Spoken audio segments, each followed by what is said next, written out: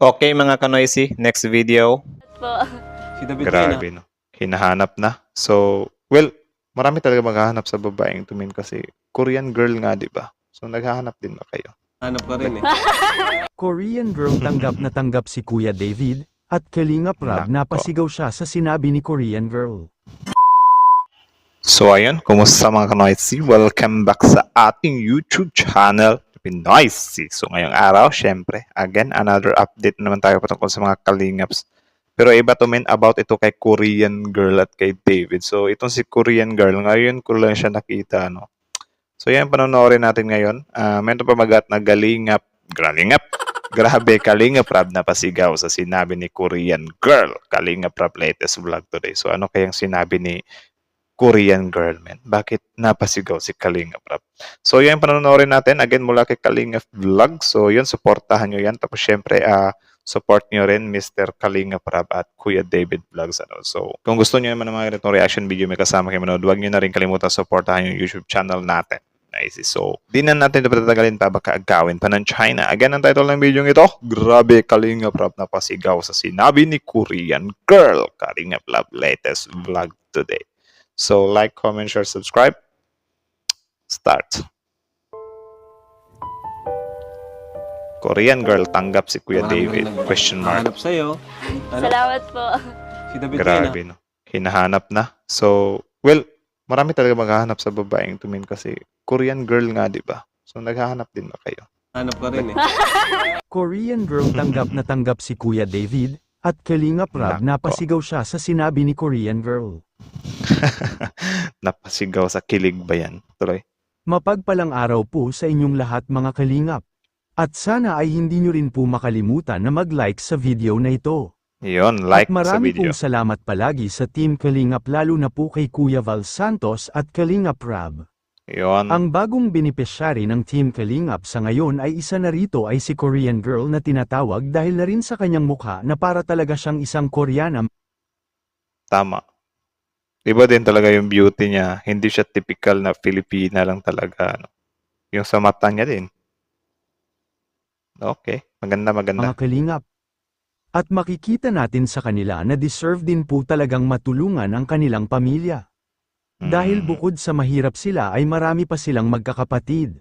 Kaya hirap Yun talaga lang. kapag ganito kadaming magkakapatid ang isang pamilya. Tapos yung mga kapatid niya, mga pure Filipino lang ano. Nakikita nyo, parang siya lang talaga yung ano, na-mix. Parang half siya. Tuloy. Kaya napakalaking bagay ang matulungan sila Korean girl ng Team Kalingap. At mismo si Korean girl ay aminado na kahit bago pa lang siya sa Kalingap ay mayroon na agad pagbabago sa kanilang pamilya.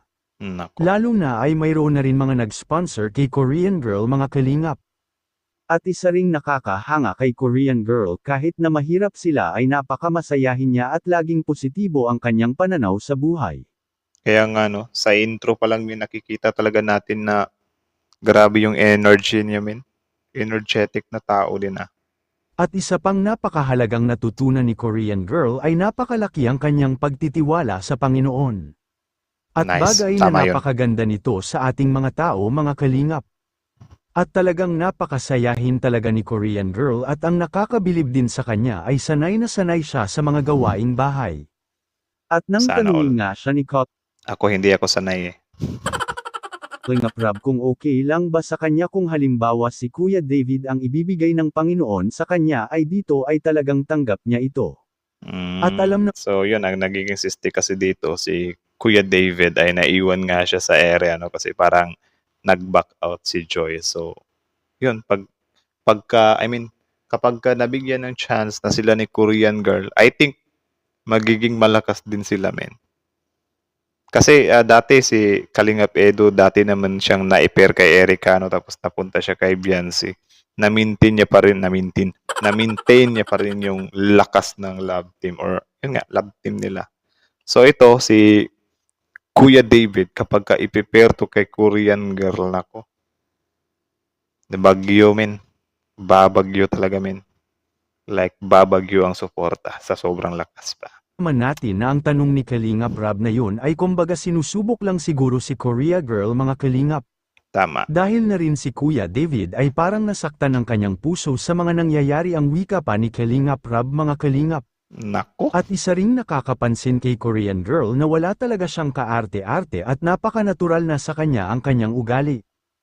Kapag ka wala siyang kaarte-arte, kapag ka nabigyan siya ng pagkakataon na i-pair siya kay David, for sure kakagatin niya yun, men. Kasi yun nga, sabi ko nga sa inyo, kapag ka opportunity na yung lalapit sa inyo, i-grab nyo na, huwag nyo pakawalan. Total, itong mga series-seryeng to, wala namang personalan to eh. Di ba? Wala lang, kung gusto mo lang talagang, magbago pa lalo yung buhay mo, magkaroon ka ng career, magkaroon ka ng break, grab it. Di ba? Isa din kasi yan sa nagiging dahilan niya. Though wala naman akong say sa iba. Pero yun nga, kapag halimbawa ganyan, pinipigilan ka ng jowa mo na sumali dyan, nagsiselos ako. Though valid naman yun, pero syempre, yung yung opportunity ba nasasayang, di ba? Kapag alam mo lang naman yung limitasyon mo, wala namang problema dyan. Pero yun nga, siguro, Pilipino, typical na mga siloso din talaga. Pero yun nga, yun, sabi ko nga sa inyo, yung opportunity ba nasasayang, di ba? Yan lang naman.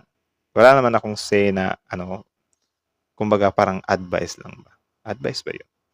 Maybe. Tuloy. At napakaganda niya ring makisama sa kapwa-tao, at mapapansin natin na mismo si Kalingap Rab na ang nagsasabi na kung halimbawa nga daw na mag-love team sila Kuya David at Korean Girl ay dito ay talagang tanggap na tanggap niya ito. Grabe, At no? isa pa ay kumbaga ay love team lang naman ito mga Kalingap dahil alam naman natin lalo na ni Kalingap Rab na nakakatulong din naman ang mga love team. Tama. Kung ako si Korean Girl, igagrab ko yan, min. Wala lang. Kung gusto mo lang talagang min.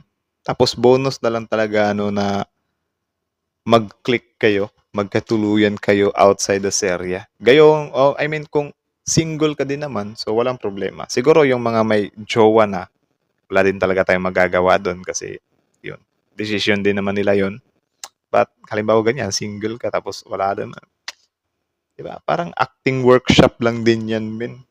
Opportunity, ba? Mindset. Aliban na lang talaga sa mga taong hindi mahilig sa mga pakilig. Kita naman natin kung gaano nakakatulong ang love team nila Jomar at Carla, at Veancy at Edo. At sa isang banda ay marami din ang nagsasabi na wag na lang pilitin si Joy Diwata kay Kuya David na i-love team, at baka nahihiya lang siguro si Joy na sabihin ang mga dahilan, at isa na dito ay ang paniniwala ng religion ni Joy na bawal sa kanyang paniniwala na makipagrelasyon sa hindi nila kapananampalataya. Ibang relihiyon pala siya. Possible din kasi meron din namang mga other religions na stricto sila sa mga ganyan or I don't know. Kung meron kayong alam, paki-comment nga kayo sa baba, guys. Any thoughts or any opinions, yan, pag-usapan natin yan sa comment section. Tuloy. At Kalingap Rab napasigaw siya sa sinabi ni Korean Girl, makikita natin sa kaya video. yan? Ano kaya yung Thank you so much nagpasigaw? kasi yun, isa ka sa talagang hinahangaan namin. Yung ugali, Salamat walang po. kaarte-arte. Salamat Talagang po. Sana. kung ano siya, Masayang tao din, Hindi pa nga tapos magsalita si Rabi. Yung ngiti, abot na hanggang tenga, min. Masayahing tao to. ayun siya. No, yun, nakakatuwa ka kasi kakaiba ka sa mga na kilala namin. Tulong na po ito para sa amin po. Anong gagawin mo dito? Nagsisaving po ako. Nagsisave ka rin. Opo, para po Grabe, no? Nagsisave. Men, para sa akin kapag tinanggap niya yung offer or sila yung magiging love team. Kasi may mamaya na. sa mga kapatid ko po sa pangpaaral po. Sabi ko, talagang solid Saka, hello kalinga. po kay Kuya David po. So, ayun. Yun pala yung dahilan kung bakit napasigaw si Rabmin. Kinull out si David eh. So, yun. Sana nga i-accept niya yun, men. Kasi para sa akin lang naman, di ba? Ito kasi tignan natin yung comment section. Sobrang may mga negativity kasi dito eh. Ito, may comment ito. Kay Rab, hindi sila bagay kasi mataba at matured ang aura ni David. Ang ganda nga ni Korean Girl, ang puti pa palatawa. So, yun, parang na ano pa nga si Kuya David, di ba? Nahusgahan pa yung physical na appearance niya.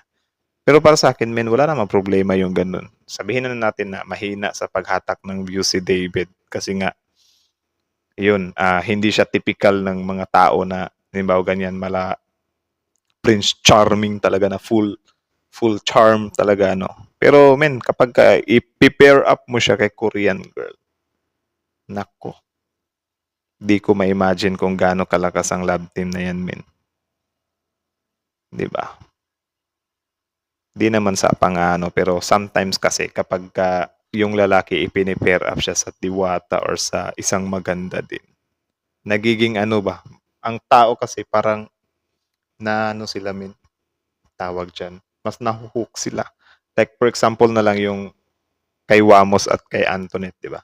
Sobrang lumaki din talaga yung fan base nila. Though sikat na si Wamos, pero mas lumaki yung fan base nila, di ba? Si Boy Tapang, naging worldwide siya na na-pair up siya doon kay Cherry White at yung ex niya na si, hindi siya ex kasi scripted yun eh, si LJ. Yun, si LJ. So, wag niyong ginaganon-ganon na nagja-judge kayo sa physical appearance kasi kapag babae, diwata mismo yung magdadala dyan. For sure, min, dudumugin at dudumugin ang suporta yan. Ako nga tinitingnan ko pa lang sila. Sobrang lakas ng ano nila, min. Magiging love team nila. Sinasabi ko sa inyo.